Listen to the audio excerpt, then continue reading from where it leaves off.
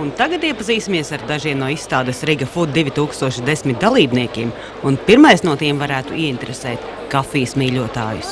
Mēs tirgojam no var izgatavotas turkas kafijas pagatavošanai. Tās ir ražotas Krievijā, Ziemeļkaukāzā, un mēs esam to ražotāju oficiālie izplatītāji.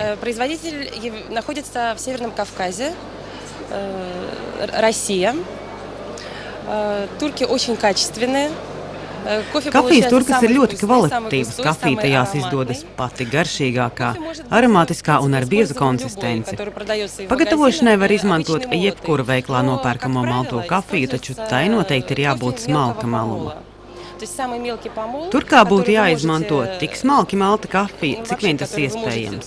Tai jābūt gaisīgai, tad arī veidojas lielāka putu kārtiņa.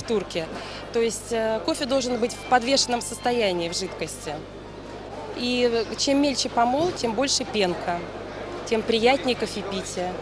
Вы можете подогреть немного Kā tad чайника, pareizi чтобы būtu не доводить jāpagatavo его до kafiju кипения. turkā? И потом залить Varat турочку pavārīt теплой ūdeni, водой. bet И ne тогда līdz vārīšanās приготовление кофе в турочке temperatūrai. займет у вас 1 минуту. Turkā ielieciet 3 Добавляете teikarotes 3 kafijas, ложечки 1 кофе, karotīti добавляете cukuru, сахара, apliejiet ar siltu ūdeni, un заливаете pēc теплой 1 водой, minūtes jums ir izcila минута rīta времени. kafija. И у вас получается изумительный кофе утренний. Kafijas turkas var iegādāties Rīgas specializētajos kafijas veikalos. Lielveikalos tās neatrast, jo prece ir gana ekskluzīva, lai gan tā nopērkama par samērā pieņemamām cenām. Это замечательный подарок для Tā ir гурманов. fantastiska dāvana kafijas cienītājiem. То есть настоящий Patiesi гурманный kafijas кофе пьют, mīļotāji gatavo savu iecienīto dzērienu tieši turkās.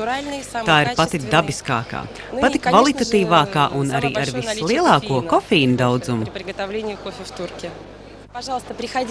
Nāciet uz izstādi Riga Food 2010 un iegādājieties kafijas turkas par visizdevīgākajām cenām.